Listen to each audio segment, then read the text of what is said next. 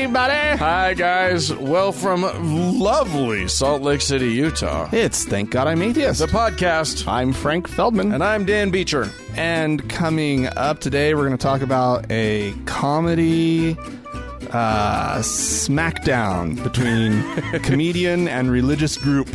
Yeah, we're gonna. Yeah, there was a hubbub. Yeah. There was a fracas. Yeah. A certain comedian came to town and offended May have the Mormons. picked on the Mormons a bit. We'll get to that. And we're going to have to stop Claims calling them the Mormons. Claims a little bit that he didn't know it would create a furor. Oh, come on. Yeah, right. Yeah. Okay, we'll get to it. It's fun. Anywho, before we do, Franklin, Dan, your face. do you shave? What do you do? I do, yeah, and I use Harry's. Oh, do you? Do you? Tell me about it. I do. What an interesting thing. We're all fascinated. Won't you talk to us about it, I please? will, Dan. Thank you. I am a big fan of their 5-blade razors. Yeah. With their ergonomic handles. What? This delicious smelling shaving foam. You wouldn't want to eat it. You don't but eat it. It smells wonderful And works a treat. Leaves your face smell like the rest of the day. Like I'm experiencing it right now, Dan. Oh. I just, as I breathe, I can smell the wonderful get a shaving hint. foam. Yeah, you don't need. I smell clean. Who needs cologne when you've got that That's wonderful. radiating from your face? Absolutely. Yeah. Matter of fact, great. I believe that it's technically called radiating from your face cream. I don't think that's true at all. That's not true. But they make a fine product that I have enjoyed using. It gives me a wonderful, clean, comfortable shave. It sounds like it would cost a fortune. And it doesn't. What? And in fact, you can try it out for free. All you have to do is pay for shipping. If you go to Harry's, that's HARRYS.com/TGIA. And I can try it for free? That's the deal we have with They them. give you all of those things and the travel kit, travel thingy for free? That thing has a name, surely. I can pull it up. It's the travel thing. It's the travel Protects thingy. your fingers when you're traveling. And all of your, you throw And that blades. into your, Protects the blades But from- also you throw it into your suitcase, it's not going to start like cutting up your clothes or whatever.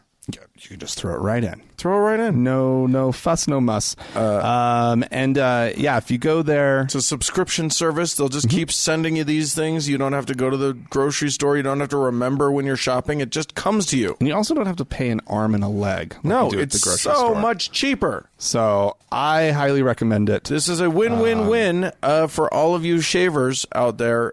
Give it a try. It helps us out. It helps you out. You get it for free. Go to harrys.com/TGIA. Tell them Frank and Dan sent you. Indeed. All right, Dan. Yeah. You've heard of an old musical by the name of Oklahoma. Have you not? Not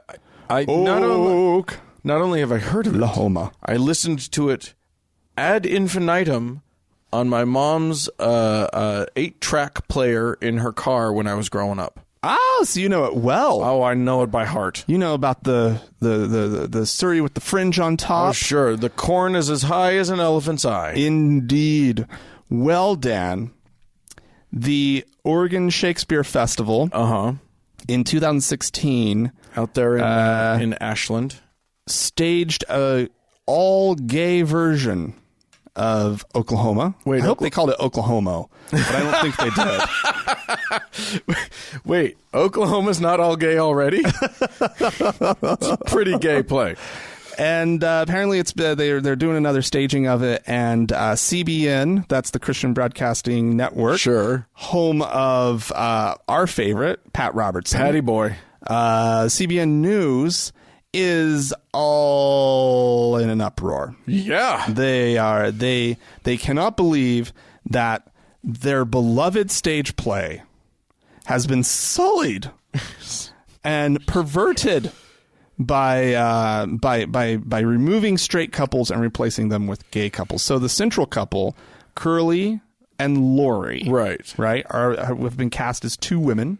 Oh, okay. And Will Parker and what is it? Ado Annie? Ado Annie is now Ado Alan. Andy. Oh, Andy. Okay. Right? And so Ado Andy gets to sing I'm just a girl who can't say no. Oh, that's cute. And he probably says girl, too. Probably. It doesn't say whether they changed it to boy. They did, however, change the name of the character. I'm just a boy who can't say no. I'm just like every other gay.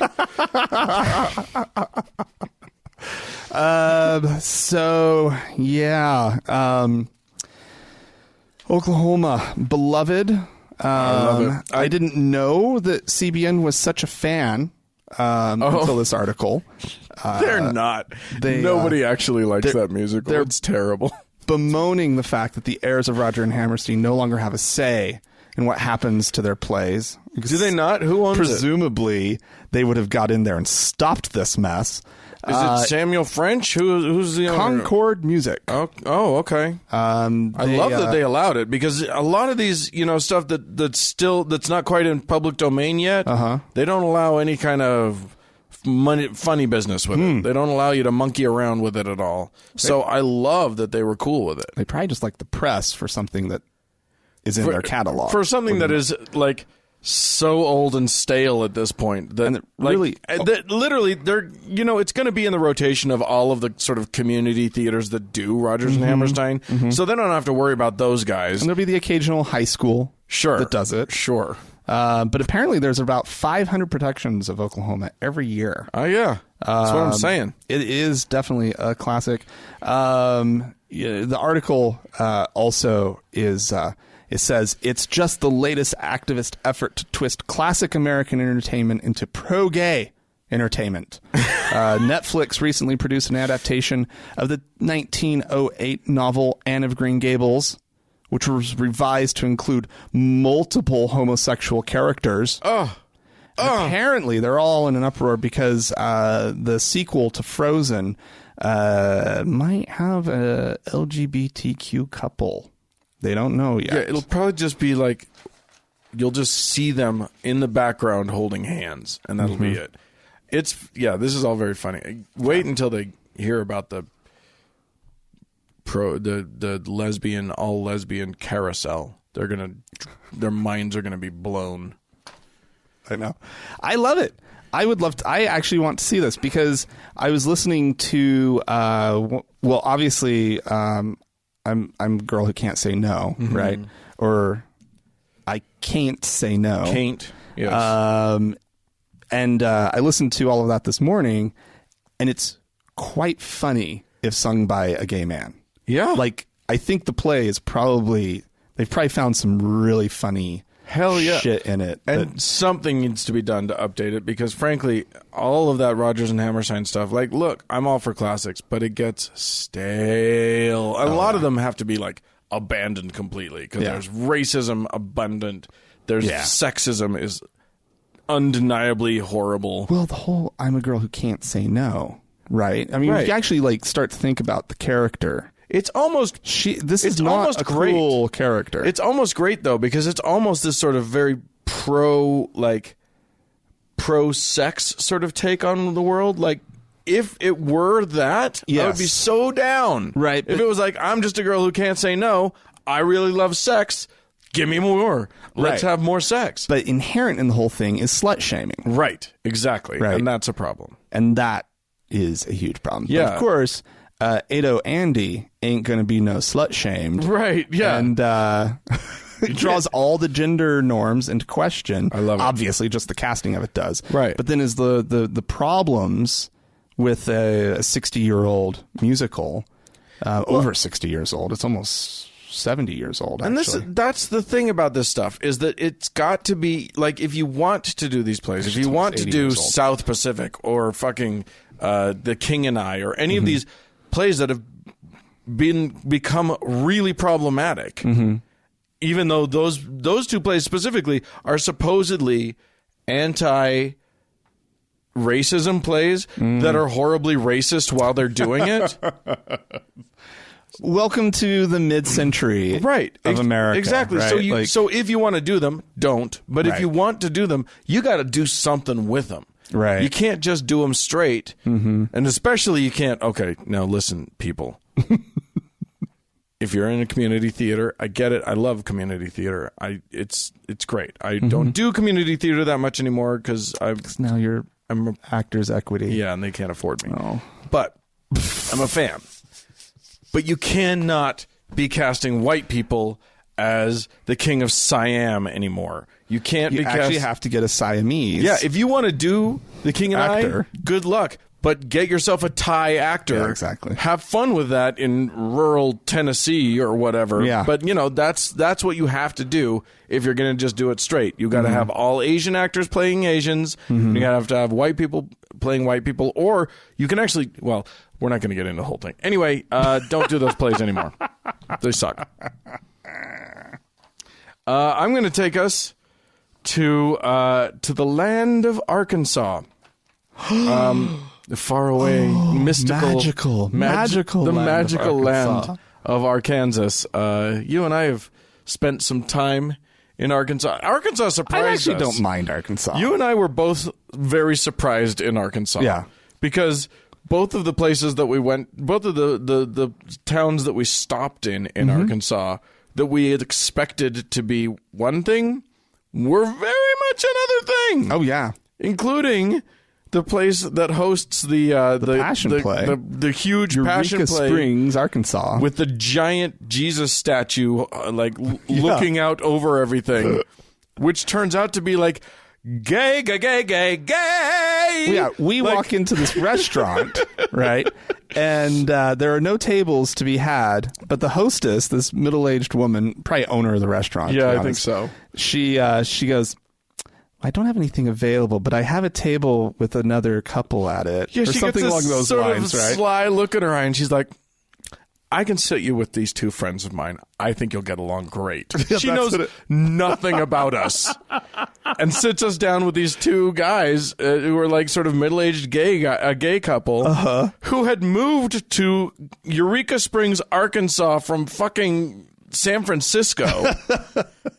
And we were like, what the what? This is the Christian place, right? And they're like, oh, no. That's just the pageant. Right. Everything else here is super gay. Yeah. And we were being read as a gay couple. Right. Which was, I thought, also. Yeah, probably a little spot on. I mean, let's be honest. Yeah, so funny. So funny. Anyway, there in Arkansas, they passed a law. You'll recall that this has been going on down in the South, where every classroom in the state has to have an "In God We Trust." Every classroom? I think so. Okay, yeah, it's one thing to have it out in the hall next to like the trophies, right? Because that makes sense. They think that God got them all those trophies anyway. Maybe it's just. I know that the schools just there has to be a display of the phrase "In God We Trust." I'm not sure if this is one of the ones. At least one. I think at least one state has to have it in every classroom. Good God. This one, it has to at least be in every school. Well, American Atheists decided that they would try and help out. And they produced a poster that has the words, "In God We Trust" on it. But they claim it puts it in context. So here's what they've done. In very small writing, it says, in 1956, at the height of the Cold War, Congress passed a law declaring, in a slightly bigger font, "In God We Trust," and then back to little font, the national motto of the United States of America in order to distinguish the United States from the Soviet Union. This replaced the traditional motto of the United States, first adopted by Congress in 1782, in huge font, "E pluribus unum," Latin for "out of many one." Right. It's the most ham-fisted attempt I've ever seen of anything. It's so stupid. No, they know full well this would never be adopted. It's not even clever in the way, like, they needed to consult with the Satanic Temple about this. They would have had a much better idea. Because the Satanic Temple could have made this work somehow. Right. They would have found a way to make it a lot better. And then, of course, they had to put this display was sponsored by the American Atheists, just to make sure that nobody put that up Nobody's on their putting wall. that up. Nobody's putting that up. I mean, they're trying to. I think they're just trying to get publicity They're or getting whatever. press. That's all they're trying to do. But it was. I just wish it was cleverer. Yeah. It's just what you do is you make the "In God We Trust" the biggest thing on the thing. Yeah. Because that's what they want. But then you also put a little bit of information, not too ham-fisted. Yeah. I think a little bit of a history thing, and I think that's actually not a bad idea, putting the national motto in a historic context. Sure. If, I mean, yeah, sure. Why not? But you're right. Like I can't really see it because I'm seeing your screen sort of at an angle. But yeah, oh God, it's even worse than the angle. Yeah. Yeah. God. It's so badly done. I call out our fellow atheists on this. Mm-hmm. I call you out, American atheists. Yeah. You do a lot of important work, but this was a miss. Yeah. All right. I mean, what's great is that they saw an opportunity, which I hadn't even thought of. Right. Great for them. They saw this opportunity. Yeah. They just blew it. Yeah. Satanists need to step in. Help us out. Yeah. I mean, I don't know that we need to troll on this one. Well, we need. Right? I mean, something needs to be done because the Satanists, or the Satanic Temple, right, is they're just masters at trolling, right? Like, and they do it in such a way that they kind of get their way, and it's beautiful, right. and it calls everything out into question and everything. Anyway, this, I actually think there is an opportunity for a real public service. Right. Right. That's what I'm saying. Keep, yeah. But keep all the nonsense out of the way. Do it right. Yeah. We're not trolling. We're providing you with something that you can put up for free, that you can put up on your billboard, that talks about the history of that motto, right, and how it replaced another one, and ask some questions. Which one's more important? Which one is a better national motto for a democracy? Right. And especially for a democracy that has welcomed people from around the world to come and join us for, 150, 200 years. I mean, even if it just said the sort of the context, the history of the thing, but had the "In God We Trust" be by far the biggest thing. Mm-hmm. And if a kid happens to read the rest, it'll just make them ask themselves some questions. Yeah. Just give them the context. Don't make a deal out of it. No. Don't make it like this is about how bad this phrase is or whatever. Right. Just show the kids that there's more to it than just that. Than just a simple phrase. And then let them ask their own questions. Right. Don't even ask the questions. Just let them ask their own questions. That's how you... Like, then you might even have a chance of getting some of these things on the wall. Mm-hmm. Yeah. But as it is, no way. Right. All it is a stunt. A bad one. A bad one. And they, that's just, what is that, Minion Pro? All right, Dan. Let's head on over to Russia. Ooh. You know that country, right, Dan? Our overlords, our the current rulers of our country. You mean? Oh God. So this sometime in the last couple weeks, a 19-year-old film student in Siberia, the Siberian city of Barnaul, has been charged with inciting hate speech online. Okay. He had some pictures posted on his what do you call it? Social networking page, right? It's not Facebook. It's some Russian one called something I'm not going to try. VK though it gets abbreviated to a lot. Okay. And anyway, Daniel Markin is his name. So he posts these images, puts them in a public folder, and one of them shows, what's the name of the character? Jon Snow. Oh, sure. From Game of Thrones. From Game of Thrones. Shows him as Jesus. Okay. And he's sort of, what is he saying? It says, Jon Snow is risen. Truly he is risen. Apparently that's like a play on some Russian Orthodox phrase that they say around Easter or whatever. And spoiler alert, there's a Jon Snow connection to rising from the dead. Okay. Sorry, everyone, if you haven't watched it already. I wouldn't know that. I don't watch the show. It's delightful. It's wonderful. Yeah, so I've heard. You could also read the books. Those exist too. Yeah. There's also a famous Russian icon called the Trinity, which shows three angels sitting around what appears, in this version, appears to be a bong. Right. Anyway, so there's a few of these in there, and he's charged under a law that has been, I don't know how long it's been on the books, but they're saying that these images contain linguistic and psychological elements degrading to the human dignity of a group of individuals united by their adherence to Christianity.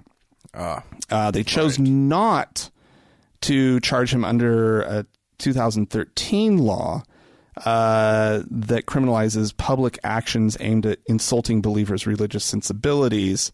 They just went with the hate speech charges instead. Interesting. So, it doesn't surprise me that, to hear these stories. This is not the first of these that I've heard of.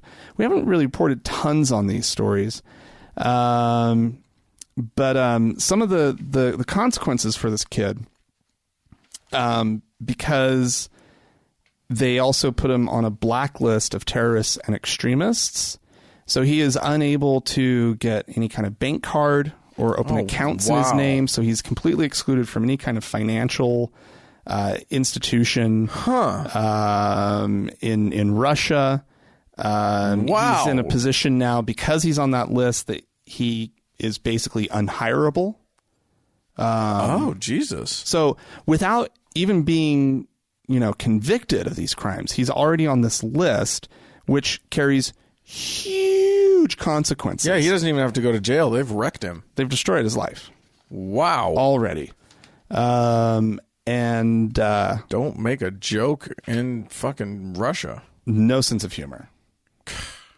And also, let's face it, it's come on. Don't kid yourself. This is where the Christian right of the United States wants to take the United States. Oh, absolutely. They would love these kind of laws. This is exactly where they want to go. Yeah.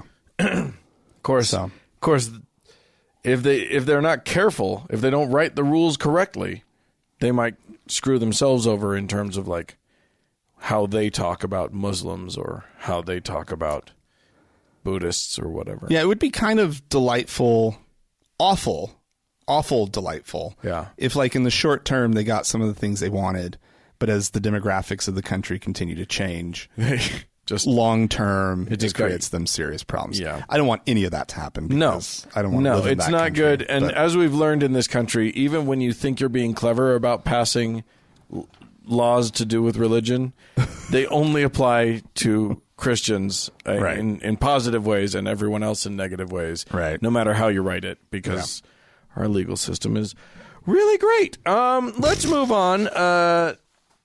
In these here United States, I don't know if you know this, Frank, but there were people here before the Europeans came to this continent. I've heard this before. I don't think there were very many, though. There were already people here. They were doing fine. They were just chilling. I'm pretty sure they needed our help. Isn't that why we came over? Wasn't that Christopher Columbus was just responding to an SOS? Yeah, right. Whatever the 15th century version of an SOS. He saw some smoke signals from across the ocean and was like, "I'll go help." Yeah. That's not at all. No. What or his subsequent European visitors. No. Conquistadors. He himself and many that followed him were responsible for the mass slaughter and subsequent taking of property of all of the native folks who happened to be here and didn't yet have technology like guns and unfortunately no natural immunities to smallpox and to everything that us dirty Europeans were carrying. Yeah, we done had ourselves some diseases, I'll tell you what. Yeah. So these fellers So, yeah, part of what made this possible, this mass extinction of this genocide of the natives of this continent, was a very powerfully held and codified religious belief that it was totally cool to do that. Yeah. And that came from starting with Pope Nicholas V in 1452, who wrote what is called a papal bull. I've never heard that term. A bull. A bull. Like B-U-L-L. Bull? Yeah. Bull. Pronounce it as you will. A bull. Bull? Called, strangely, Dum Diversus, D-U-M, that's Latin for something, which basically said that, of course, if you're Christian, you can go and seize the property and the possessions of non-Christians, because, Oh, yeah. they don't even believe in Jesus. What the hell? That's our shit now. Yeah. And then of course, there came a bunch of subsequent bulls and subsequent other things, and eventually, it wasn't just the other churches fell into line. The Protestant churches felt the same way. This was all because the church was like, yeah, go ahead and take the stuff. So now, now RNS, the Religion News Service, is reporting that some of the Protestant organizations in our country have decided to take some small steps to give a little oopsie daisy about their horrific acts back in the day. So there is a small movement brewing to counter what is called the doctrine of discovery. So yes, this movement to like kind of apologize for various massacres. This has not taken hold too much in the Mormon religion that we've heard about yet, because they've got a delightful massacre on their hands as well. Yeah, but that was of white people, but they were dressed as Indians, and it was there's some weirdness there, right? And also they killed some Indians too. Yeah. Oh no, they really got out there and just did that. Sure. Well, this is a good development. I like the idea that they're addressing sort of doctrinal or dogmatic problems.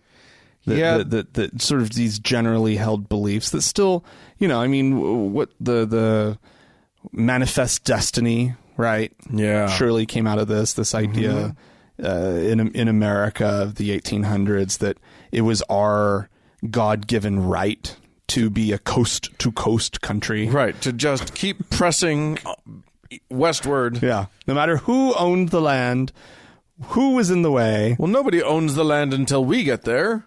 Right. We're the white people. What do you mean it isn't surveyed? You can't... Show me your title. Right, exactly. Sir, to this land. Well, when we see the paperwork, of course we'll honor it. Is it notarized? What is this? You can't just say you own it. We say we own it. So there. Right. It's the Eddie Izzard colonial thing. Do you have a flag? Well, we have a flag, so you lose. So it's ours. Yeah.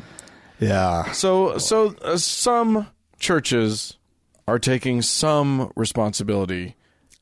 Let me guess. Several hundred years late. More of your liberal mainline Protestant types. Yeah, you're going to get. Might I guess? You're going to get your Episcopals. Shock. There's some United Methodist stuff going on. Shock horror.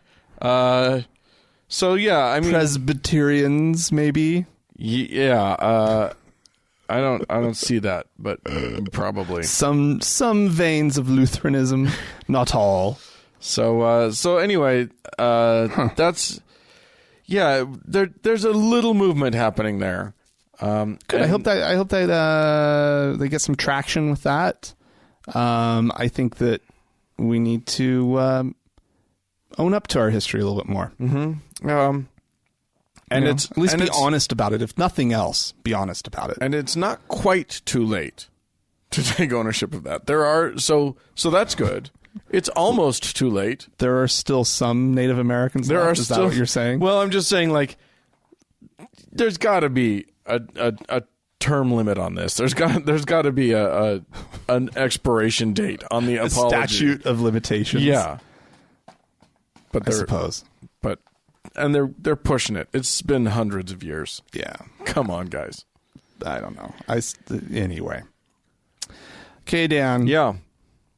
Kenya. Dateline Kenya. Yeah, I've heard of it. There's a group of atheists in Kenya Yeah. who are calling for their own national holiday to celebrate a godless world. What? Dan. Yeah, they want to set aside February 17th as Atheist Day. They say that this is in line with their constitution. Okay. Article 27, Section 4 of which explains that the state shall not discriminate directly or indirectly against any person on any ground, including race, sex, pregnancy, marital status, health status, ethnic or social origin, color, age, disability, religion, conscience, belief, culture, dress, wow. language, or Huh. birth. Well, okay. I think they try to cover everything there. I feel like they're doing better than we do, Yeah. at least on paper. This is a little bit in response to the fact that Muslims just got Eid ul-Adha proclaimed as a national holiday. Which just started. Or did it just end? Yeah, or whatever. It's Eid. Somehow it's close to Eid. Ramadan. Ramadan. You have an Eid at each end, I think. Yeah, I think right now the Hajj is happening. Who can say? Who can say? Who can say? I will say I'm Hajjing. I think they're Hajjing right now.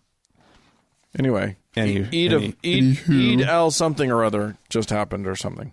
Indeed. Anyway, so they got that on the books. So now the atheists are like, well, wait a second. What about us? There's no reason why non-believers shouldn't have a day to celebrate our belief in a godless world, right? Any word on why February 17th? That was they picked that day because that's the day they incorporated as a group. Oh, okay. They have like the Atheist Society of Kenya or something like that. Sure. And they incorporated then, and so they're just like, well, good enough. Yeah, exactly. Right? It's not like we got any holy people or Sure. What are you going to pick? Bertrand Russell's birthday? You could. That would be as good as anything. Right. Published Date of the origin of the species or whatever. Yeah, why not? Yeah. You could also, anyway.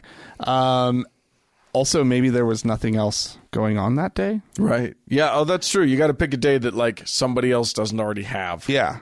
Can't jump on that. And, February is for lovers. And so I feel like if American atheists, not the organization, but just like sort of the people tried to do this, they would try to do it on like December 26th or something. They would try to poke everybody in the eye. Right. Which don't. Yeah. By the way. Anywho, Kenya, the population of Kenya is made up of about 47% Protestant Christian, 23% Catholic, 11% just other Christians. Sure. 11% Muslim, 2% none. But there's another part in the article that says that atheists make up about 5% of the population. Oh. So I think... Fair enough. This is awesome. 5% is a solid percent. So yeah, it's for real. And look at these people. There's a picture of a group of atheists. Oh yeah, smart looking young people. They're all wearing T-shirts that say "Seriously, there is no God," which I really like. We should write to them. Yeah, how much for a T-shirt? No kidding, right? Send it. All right, Dan. Well, there you go. I'm going to close up by bringing it all back to here, to Salt Lake City, Utah, where I was disappointed last week when we recorded the show. Yeah, like literally half a second after we recorded the show, a bombshell hit Salt Lake City, Utah. I know. In the form of the Mormon Church demanding that all news outlets and whatever refer to them by their full Christian name, the Church of Jesus Christ of Latter-day Saints. Or if you want to After you've said the name once. after you've said that, Right. then you can contract it not to Mormons and not even to the LDS Church, which they'd always been fine with. they'd always been great with that. That stands for Latter-day Saints. Everybody knows it's sufficient. It's not 4,000 syllables long. Right. The Church of Jesus Christ of Latter-day Saints. Shut your fucking hole. And then Church of Supercalifragilistic. right, exactly. So, but they, but then they were like, well, if you want to truncate it, you can call it the Church or the Church of Jesus Christ or Restored Church of Jesus Christ. Yeah, nobody's using that one. No, because they're trying to claim that they're the only Church of Jesus Christ. Right. And also there's like Church of Christ. It's too confusing. There's already Church of Jesus Christ. Right. These are that actually already exists. Those are other churches. Yeah. So they've issued this new style guides that they want all of the media to use. Nobody will follow. And let me tell you who's in charge, who is on board with this. 0 human beings in the world are on board with this. the Deseret News. Literally every Mormon on my Facebook feed is like, oh, good luck with that. This isn't Because good luck with that. because here's the thing. Not only have they tried this before and failed, Right.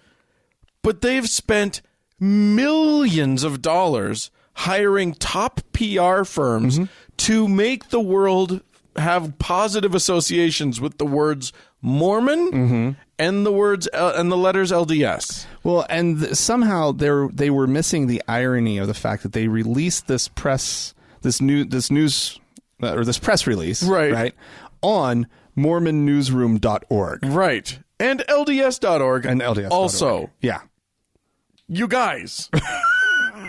You guys. And they said that the URL changes will be forthcoming. Yeah. Right? But They didn't coordinate a launch or anything. No. It's so fucking sloppy. It's amazing. And these guys are not going to be able to make this happen. No. And I thought after the initial uproar, I was sure they would back down.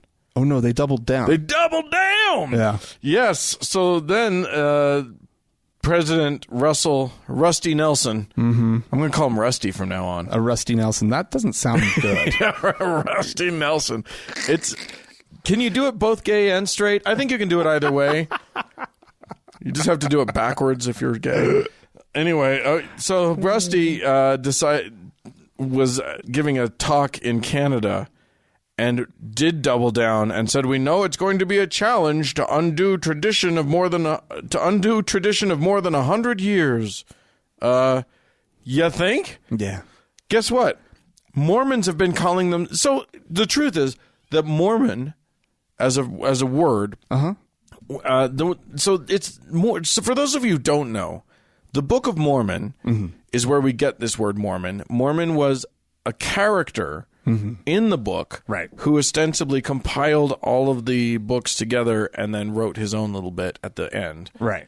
And this is the foundational book of the Church of Jesus Christ of Latter-day Saints, the Mormons. And so like people started calling them the Mormons sort of almost originally derisively. And the Mormons finally, like they were butthurt about it for a long time, and then they embraced it, and it worked, and it was great, and the country got, the world was a little bit nicer to them because we were all on the same page, and they had all of these ad buys, national ad buys on like primetime TV. I remember campaigns where it was like, "This is brought to you by the Church of Jesus Christ of Latter-day Saints, the Mormons." And then another campaign where it was like, "Blah blah blah. I'm an airline pilot and a doctor and a surgeon, and I'm a Mormon." Right. They have paid countless dollars, Right. But to make sure that everybody gets that they're A, nice, and be Mormon. Right.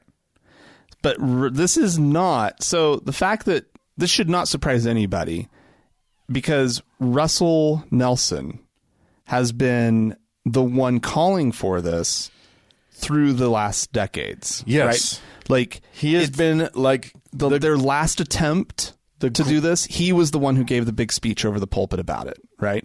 And the time back in the 80s, apparently, that they tried this as well. Right. Like, I think he was a big part of that one as well. Yeah. And so, like, so now that he's at the helm, you know, right. Of course, with all the other problems in the world, right, God impresses upon him that his church is being called the wrong thing. Right. And literally that was the claim. Yeah. God has impressed upon his mind the importance of calling the church by its real name, which, by the way, is not what Joseph Smith originally named this church. Did you know that? What was it? The original name was like the Church of Christ or something like that. I think it was just right the Church of Christ. Yeah. So even that, like, God, like, apparently they got it wrong once. Right. And then this is not even the second incarnation. There were like 2 or 3 different versions. And now we're gonna go back. Now, no nicknames. God damn it. By the way, if you don't know Rusty Nelson, just imagine the grumpiest grumpy old man you've ever seen depicted in any TV show, cartoon, whatever. And now imagine him unsuccessfully trying to smile all the time. and you'll know who he is.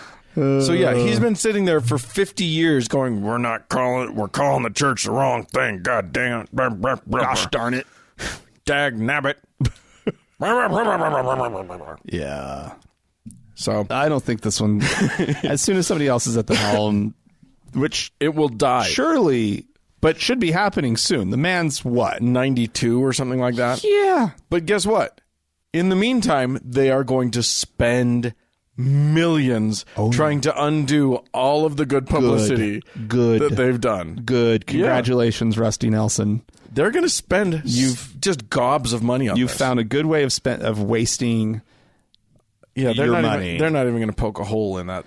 I know. In their billions and billions of dollars. But the more money they can misuse and waste and just piss down the drain, the better. Well, and it's basically like, all of them, like I said, there are going to be like hardcore, like true believing Mormons who are like, oh my goodness, this is really important. Right. If the Lord impressed it on him, that's really, really important. I'm going to never say the word Mormon again except in reference to the man or the book and blah, blah, blah. And it's not the Mormon Tabernacle Choir now. It's the Church of Jesus Christ of Latter-day Saints Tabernacle Choir. So that took me 10 minutes to say, but I'm going to say it right every single time. And blah, blah, blah.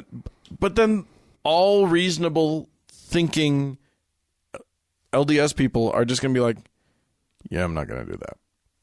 Right. Well, first of all, what are they doing about things like the Mormon Tabernacle Choir? Great question. I am excited to find out. And don't people come to Salt Lake City and ask where the Mormon temple is? Yes, they do. And we'll see what happens. Be like, no, I don't know what you're talking about. The Mormon? I've never heard of There is the temple Mormons. that is owned by the Church of Jesus Christ of Latter-day Saints. Is that the one you're referring to? Are you referring to the Church of Jesus Christ of Latter-day Saints temple? The Salt Lake Temple? The Church of Jesus Christ? Is that the one that you're referring to? Oh, I'm sorry. I'm at the LDS temple. Still not getting it. I still don't know what you're talking about. That's it sounds familiar. It's something there, but no. I mean, the one we've got is the Church of Jesus Christ of Latter-day Saints temple. So yeah, I'm happy to take you there, though. What about the Church of Jesus Christ of Latter-day Saint missionaries? Right. Yes, that's they're just the Mormon missionaries. Yeah. By the way, I just found a picture of Rusty himself, and I just realized who he is. He's Monty Burns. Yeah. He is Mr. Burns from The Simpsons. Look at this picture and tell me that's not. Oh, yeah. He's Montgomery Burns. Yeah, absolutely. There you go. You're right to say, though, that he's any old grumpy man.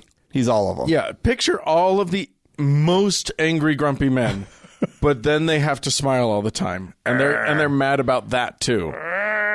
He looks like he's shooting a laser through a baby in that picture. Well, all right. Well, if you guys have anything you'd like to say about the Church of Jesus Christ of Latter-day Saints or any other topic in the world, you can write to us, podcast@thankgodimatheist.com. Or you could call and leave us a voicemail message. The telephone number is 424-666-8442. Correct. Go to the Facebook page, facebook.com/TGIAtheist, and click that like button. And while on Facebook, search for the TGIA Members Only Lounge and request to join. And don't forget that we've got a Reddit. It's a subreddit. Subreddit. Go to reddit.com/r/TGIAtheist. And there's a growing community there. It's pretty awesome. Hurrah.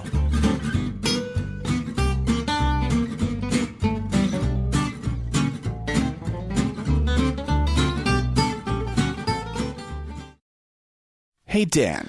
Hey, Frank. I've got some audio here. From Audio. somebody that we've never played on the show before. Out of 350 episodes. Right. And he's never been played once. He's more of a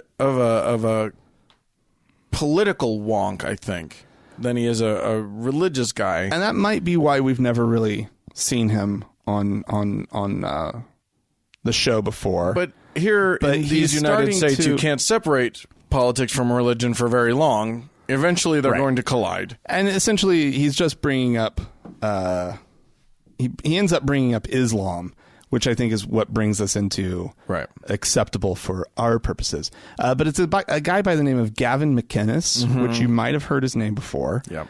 He's one of the founders of Vice, actually, which kind of shocked me. Yeah.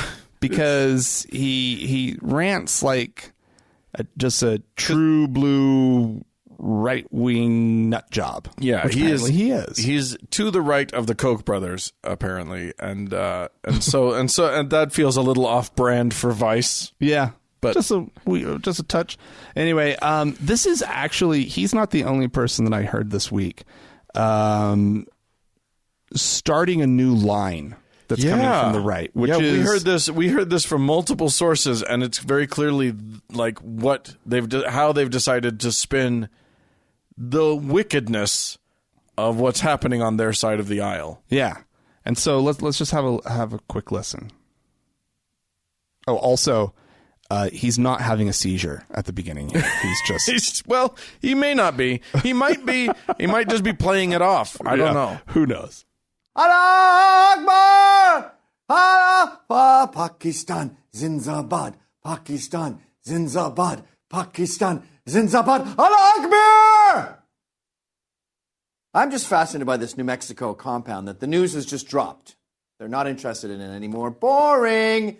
Some Muslim jihadists who are part of a network of 22 different places across the country linked to a radical imam in Pakistan were training kids to go do school shootings.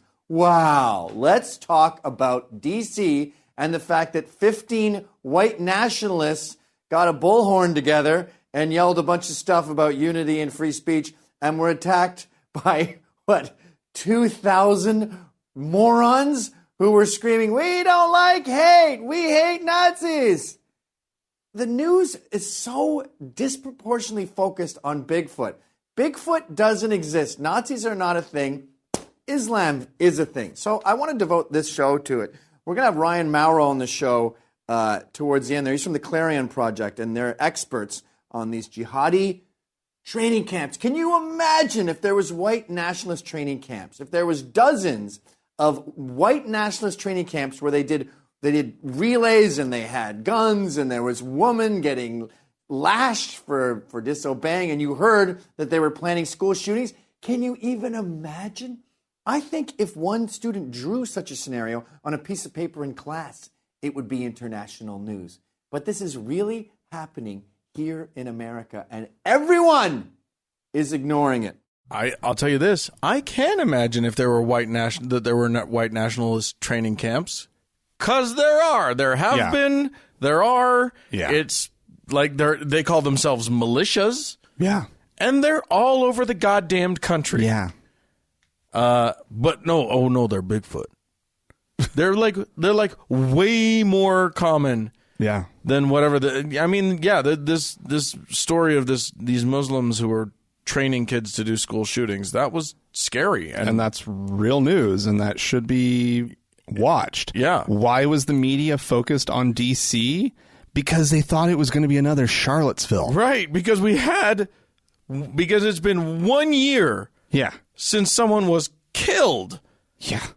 during Run down. run down by a And a number of a bunch of other people injured, people beat up. That was if I haven't watched the whole thing, I got distracted, but I got a good way into the front line about Charlottesville that came out sometime in the last month, and violent, nasty stuff, right? And this is terrifying, and this is coming up from in a country where I thought we were further along, and I think most Americans did too. I think that we were lulled into a false sense of security about race relations, right? Especially on the left, and we knew that electing Barack Obama wasn't a sign that everything was hunky dory, right, with race in this country. But it seemed like it felt like we were taking all these steps forward, right. And we weren't noticing the bubbling, what was bubbling underneath it all. Right. Yeah. If you want a fun comparison, by the way, you can go to the Southern Poverty Law Center has a hate map by state. Oh, okay. That includes Okay. like some Islamic training centers, but also includes some right-wing Christian place, a bunch of right-wing Christian places. They vastly outnumber, Of course, the Islamic ones. Of course they do. So, yeah, the Ku Klux Klan going strong, bunch of neo-Nazi parties, the Daily Stormer, all of these things. Yeah. They may not be coming out to big rallies anymore, Right. because they learned their lesson when a whole bunch of them Right. like got fired from their jobs Right. correctly, Yeah. etc. I do think, though, that we need to also really address how dangerous this rhetoric is. Yeah. Because of how it is trying to put this, again, this part of the right back in its little closet again. Right. They're disavowing. They're trying to pretend like this part of their movement doesn't exist anymore. Right. Which is horrifying, because I mean, they should disavow really important. Well, no, they should disavow it, but by trying to just push it aside, right, and act like it doesn't exist, right, they're letting all of their all the people on their side not wrestle with their own racist problems, right, their own they completely letting them off the hook. It's kind of amazing. Like, they had nowhere to go. They were backed into a pretty uncomfortable corner, and now they're just like, nuh-uh, la la la la la, doesn't exist, blah blah blah. Nope, it's Bigfoot. Blah. That's a kind of amazing tactic. It's remarkable. Yeah. Yeah. Let's do some emails, shall we? We had some folks write into us. Stephanie wrote in. Hey, Dan. Hey, Frank. Thank you so much for your podcast. I love it. You're really great guys, and your podcast is so interesting and funny and kind. It's just the best. You don't know that we're great guys. This is all an act. Frank's horrible. Anyway, and it's so interesting to learn about Mormonism because it's kind of weird and so recent, and so it's also like a social study in the development of a religion. I agree with that. It's fascinating. Not to join, of course, more from afar.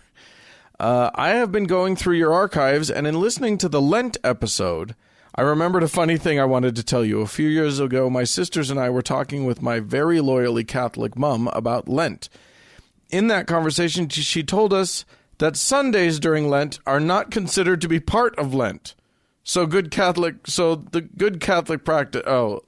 Catholic practice, at least here in Austria, is to give something up for Lent, knowing that then you can then have it again on Sunday.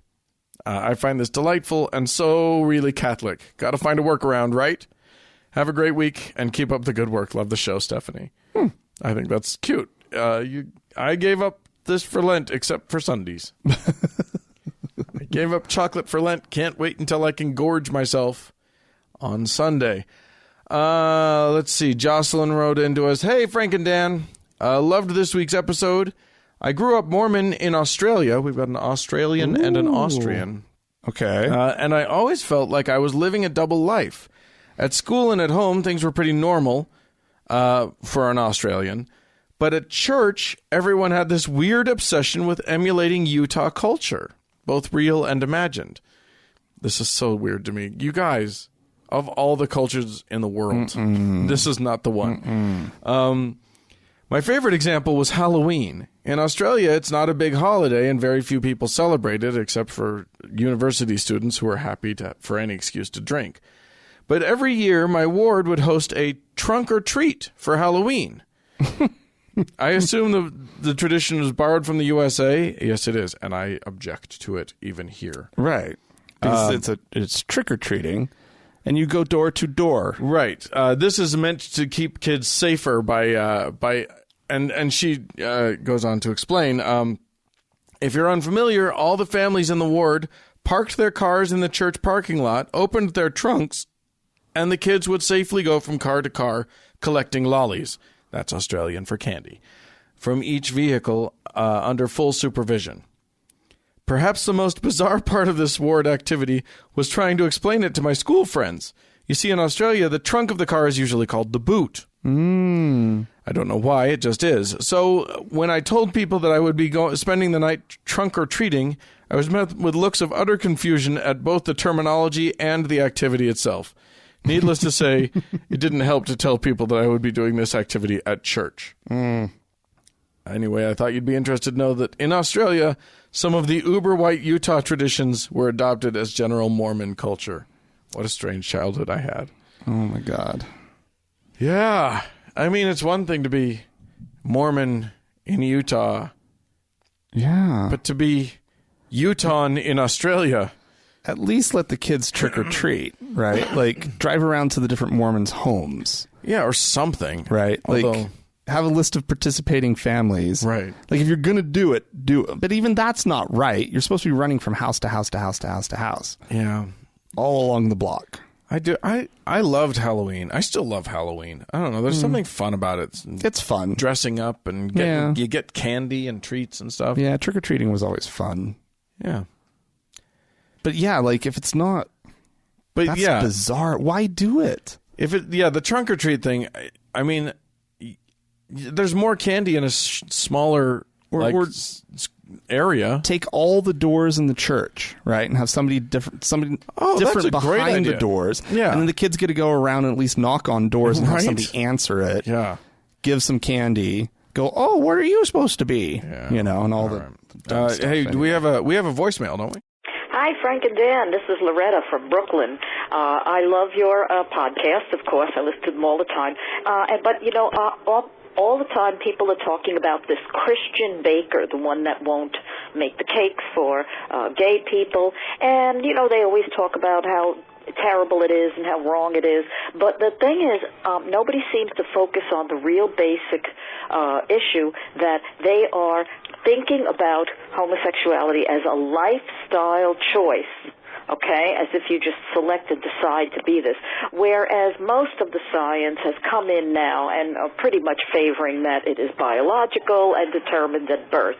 And I think that everyone who talks about this has to start stressing that, because it's similar to discriminating against people because they're short or because they are black, things that they have no choice over. And you know that, what's her name, that hillbilly Kim Davis in Kentucky who decided she didn't want to give out licenses for gay couples, that's just simply prejudice. Why didn't she decide to not give out licenses for people who had previously been divorced? That's a lifestyle choice, and that's very in the Bible, that's a big no-no, or also people that are living in sin. I love living in sin. I'm living in sin right now, who are cohabitating and having sex. That's a lifestyle choice. When she was carrying on about that, I went online and I looked up the form that you have to fill out, and it asks for your address, so you could easily see if the people are living together, and you could assume from that they're sleeping together. It also has a box to check of whether you've been previously married and divorced. So she could do that, but obviously she's not doing that because it's really just against the gay people because, they think it's icky. But basically my call is about let's start emphasizing, let's start talking about the science, let's start talking about that this is simply prejudiced against people who are born a certain way, and, it is a no-no for us to be prejudiced against that. That's the way they're born. So anyway, love the show, and going to keep listening. Bye. Thanks, Loretta. Frank, do you remember the day that you decided to join the gay lifestyle? How did that feel? Yeah, well, it was... I received a little mailer. Oh, okay. The promoting the lifestyle, and I kind of thought it through, and was like, there seemed to be a lot of perks. You're like, ooh, a free toaster oven. Yeah, this is good stuff. So, let me join up. And then, unfortunately, there's no takesies backsies. No. Well, why would you? Why would you? Yeah, I mean. Here's the thing to me is whether or not the science says that, it's clear that people don't choose their sexuality. Right. For the most part. I didn't choose my sexuality at all. Right. It just sort of happened. Right. I presume that that's the case for you. It's the case for most of the people that I've talked to. Whether the science says it or not, I don't give a fuck, though. Because the truth is, you can't point to any reason why it would be wrong other than a 2,000-year-old book says it's wrong. Right. So, fuck off. If it is a lifestyle choice, fuck off. Right. Well, and I love her point about. I do love her point. I love her point about the marriage, the divorce thing. Yeah, I mean, if you want to get on people about their lifestyle. Mm-hmm. Well, and we Go should to your also book. remember that sexuality and sexual preference is obviously a spectrum. Yeah, not a binary. Yeah, right? there's a fluidity. And so some people might appear to be able to choose because they're attracted to both. Right. Sure. And so in before we had a better understanding of these sorts of things, I could see that idea having come from someplace. Right. Which may be why a lot of gay folks for the longest time rejected bi people. Like people who were bi were a threat. Mm-hmm. In part because they were like they could go both ways. Yeah, they could make it a lifestyle choice. Right. Which muddies the water a little bit. It does, right? But for those of us that there is no it is rather binary. Yeah. Or at least that's how it feels. Yeah. Then it's what do you do? What are you going to do? Well, yeah. All right. Thanks for the call. Lisa wrote into us too. We've got one more. Hi, Frank and Dan. Love the show. Just keep it up. Just wanted to mention that the southern U.S. isn't the only cesspool to escape from. I live in rural northern Nevada. Oh, my God. I pray for you. And I'm planning on a breakout as we speak. Mm-hmm. Religious nuts? Yup. Confederate flags? You betcha. Trump supporting hate-filled neighbors? Sure thing. Reno? Oh, my God. Let me just tell you something, Frank. I read this next line, and I was like, brr. Reno is our little heaven, or our little haven of progressive bliss. And I try to visit as often as possible to remind myself what it will be like when I finally move out of this town. I see Reno being a wonderful place to visit. I drove through Reno recently. Mm-hmm. I didn't want to stay, but that's okay. I don't know anything about Reno for real. Yeah, I mean, my grandmother lives in Reno. Does she? Uh-huh. Oh. Just outside. Have you spent time? Not a ton, but enough. I've got a cousin that lives there and an aunt. And, I mean, the cousin's up in Tahoe. Oh, well, Not Tahoe. Truckee. Oh, okay. That's a gorgeous little town. Yeah. But also just right there. And so she was really familiar with the area and had some good restaurant recommendations and that kind of stuff. So Sure. It's not, like most places, it's not as bad as it seems. Maybe not like most places, but like a lot of places. It's not as bad as it seems when driving by on the interstate. Sure. That should be their motto. Reno, not as bad as it seems. Anyway,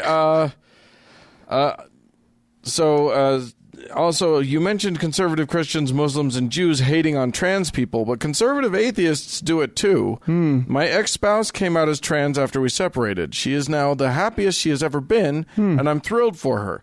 Guess who I haven't told? My atheist parents. In spite of their rational thinking when it comes to most science and religion, they are very bigoted when it comes to trans issues. I've tried to educate, etc., but to no avail, and I continue to keep them in the dark about my ex because I fear I may not be able to handle their hateful reaction when they find out. No worries, though. I have a great therapist helping me through my parental issues. Nice. Have a great week, Lisa. Awesome. Thanks for writing in, Lisa. We like to think that ours is a group of perfect people. Well, we know that's not true. There's plenty of bigotry and stupid opinions in the atheist group as Absolutely. well. All right. Well, cool. Well, Dan. Yeah. Patron, want to mention, or Patreon. Sure. I want to mention our campaign over there. This is the place where people can go if you love our show and you want us to keep doing it and you want to show your appreciation for what we do. This is the best way to do it. If you can afford to, you could just go to our website, thankgodimatheist.com, and then you click on the Patreon button, and that takes you to Patreon, and then you just become a part of the movement, of the campaign. Indeed. All right. Got a couple people to thank. Yes. As always, we have our Lord and Savior Emeritus, Angela. Thank you so much for your continued support. Thank you. And our current Lord and Savior, our top donor, Praise be she. Jenny. It's getting there. It's progressing. Anyway, peace be upon her, and blessings on her head. Mazel tov. Mazel tov. Bye. Thanks.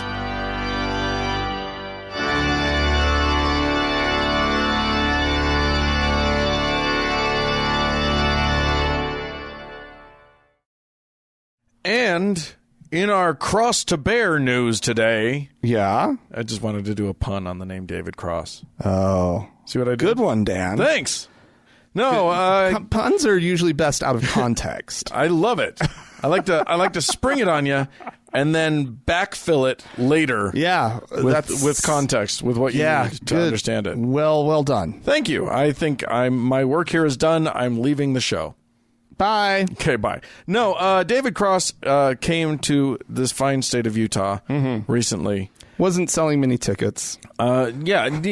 Frankly, he needs to promote better because I didn't even know he was coming until he did have one stroke of genius, which promoted the shit out of his show. Yeah.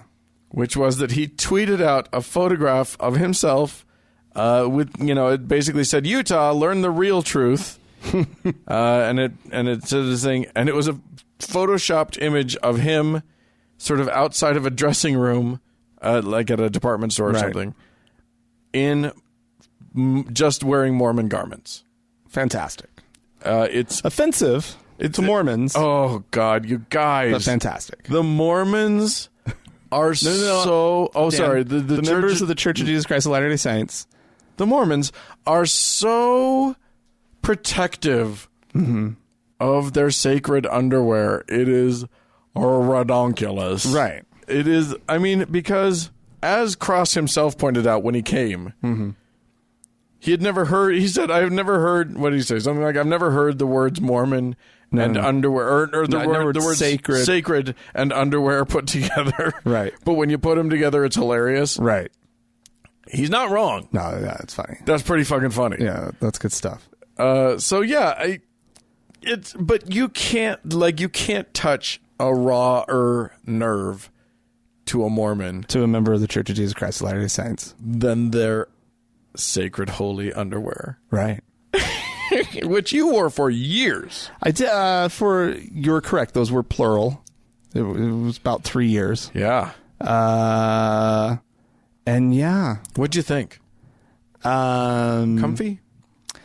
Well, there's a lot. There's a lot that gets covered. Yeah. So it goes all the way down to your knees, just above the knee. Otherwise, it's. I mean, the top is just a t-shirt. It's just sort of. Now they're crew neck. Well, you can get them. Even then, you could get them in a few different styles. You could get the crew neck. You could get the V-neck or the scoop neck. And boy, that scoop. That's what I think. All of our dads had the scoop. Yeah, and it was just.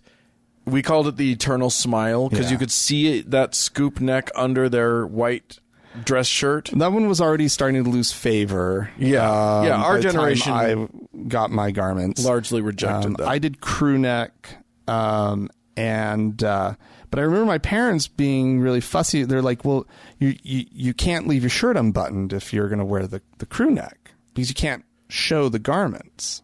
Which is funny because that's not really how it works. That's technically the rules. Technically, that's the rule, is that it's supposed to be under your clothing and concealed. And there are some Mormon men I've seen wear a crew neck T-shirt over a crew neck garment under a shirt. Yes. So, like, they've got the 3-layer thing happening. Yeah, it's absolutely ridiculous. Well, and like the young men, the 20-somethings, when they just want to wear a T-shirt out and about, right? It's 2-layer. Yeah, you got to wear a T-shirt over your T-shirt garment. And then of course they have different fabrics you can choose from. There's kind of this really disgusting mesh one that's just grody. Yeah, not a good look. Polyester mesh. Yeah, already it's just not becoming, and then it's all meshy and weird. Oh, and it's ugly. It's really ugly. And then of course you can do like cotton poly. The military guys can actually get it in military green. Yeah. I do love all sorts of accommodations. I see now. I grew up in a household. My dad wore the onesie. That was you probably still can get them. I think you can. Yeah, because some men like the long john version. It's still just to the knee, but you have to go in through the neck hole, and it's all one piece, and it goes on, and then like it's got poop flaps in the back. Yeah. And you gotta it's got a pee, like a little flap in the front. Flap in the front. Yeah. It's a nightmare. That is the stuff of nightmares. But sacred. But Dan. It's sacred. It's sacred to members of the Church of Jesus Christ of Latter-day Saints. Boy, did they raise a hubbub when David Cross tweeted out that picture. The members of the Church of Jesus Christ of Latter-day Saints went absolutely nuts. Okay, I'm going to insist that you stop that. No, I'm going to continue. Oh, my God. Okay. Well, I'm going to never use that phrase again in my life. Every time I hear you say the M word, to counteract guess what you get? Well, I'm going to counteract you. Every time I hear you say the 200 syllables of what you're going to say, I'm going to counteract that. Cool. That's good. We're in a fight now. Okay. You and I are in a war. Fine. Fine. Be careful, Dan. Anyway, they were in a hubbub about this whole thing. And of course, that means that it sold a bunch of tickets. Yeah, of course. Because let me tell you something. Salt Lake City itself is all about the counterculture, not the culture. Right. So then he did that. Did he apologize? No. I wouldn't think he would. No. If you know David Cross's work, you know he is very fine with offending religious sensibilities. Yeah, go for it, dude. And that's kind of like what comedy is for. Like, It's funny. There was a not column. specifically religious sensibilities, but sensibilities in general. Yeah, I mean, They should stand up and there's a line, right, that comics toe a lot of the time. Well, comics are always trying to get over that line, right? But the good comics know how far across the line they can go, and they push it as far as they can, right, because that's what's going to shock people, because that's what comedy is like taking social norms and flipping them and poking them and whatever. Some comics go way too far, and then there are social consequences for that. You'll recall Michael Richards went on a rant in one of his comedy shows where he thought he was okay to use the N-word numerous times. Not cool. That doesn't work. Nope. So he got pilloried. But yeah, crossing the line. No, he didn't cross any lines.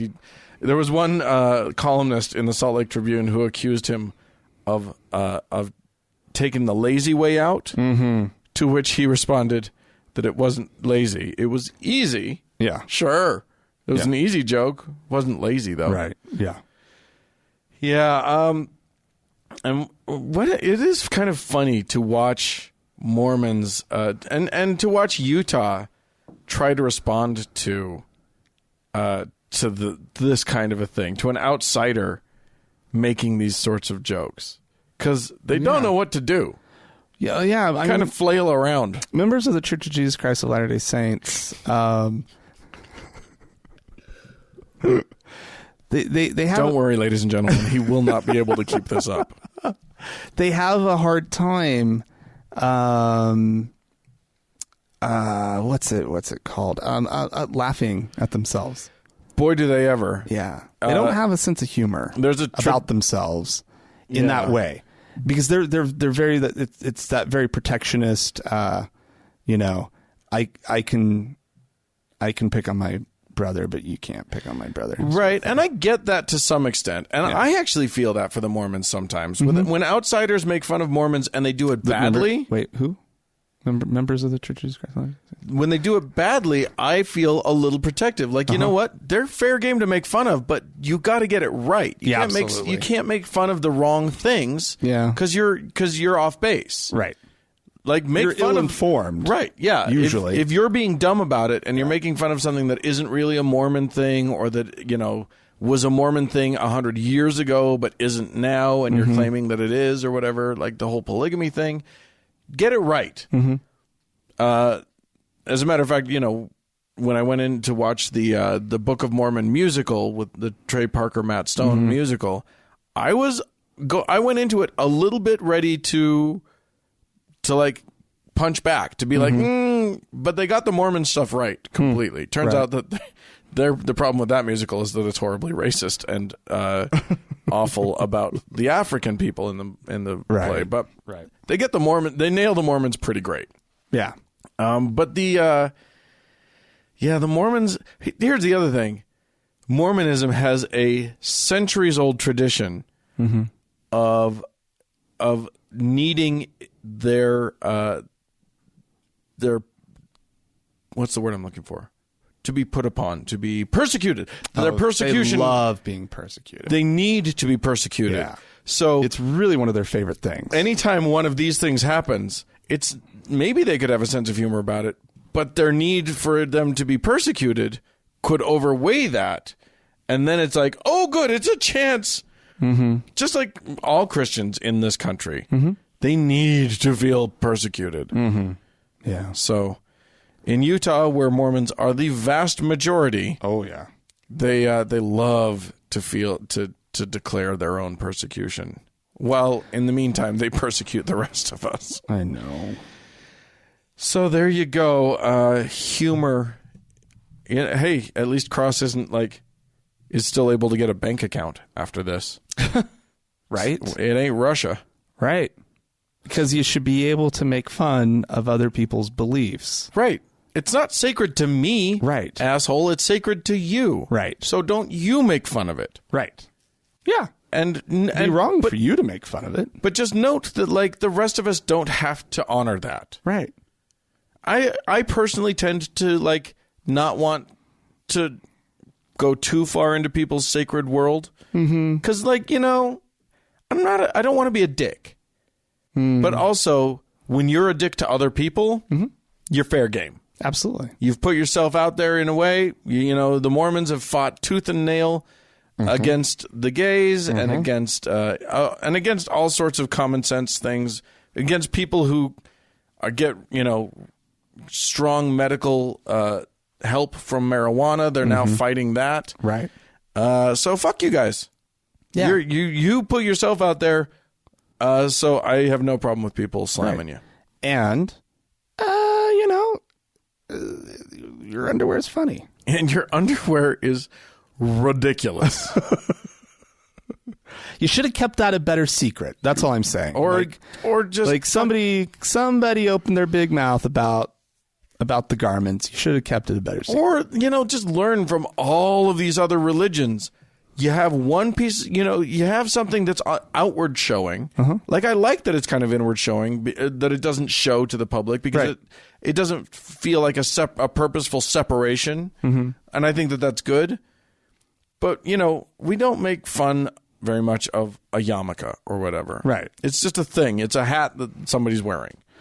Well, the Jews have also done a really good job of... You don't choose the underwear, is my point. Like, of all the things, you don't have holy underwear. It's the worst thing you could choose. Or just stop being sensitive about it. Yeah. People won't poke if you stop being sensitive about it. Yeah, if you're just fine. Like, it's silly and ridiculous, but once you're, like, fine with it, being... crying when they poke you.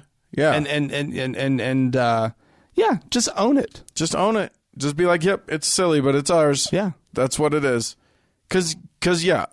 Do you people know that women wear their bras on the outside Over of their garments? their garment. Do you know that? That's funny. Anyway. Yeah, like I didn't know that until I was an adult. Really? Yeah. You never saw your mom in her garments and her I never bra? really noticed. It didn't. Yeah, I guess you don't, but I mean, and it's so normal. Yeah. That's just like Nobody, how like, it is. Somebody was talking about that, and I'm like, wait a second, what?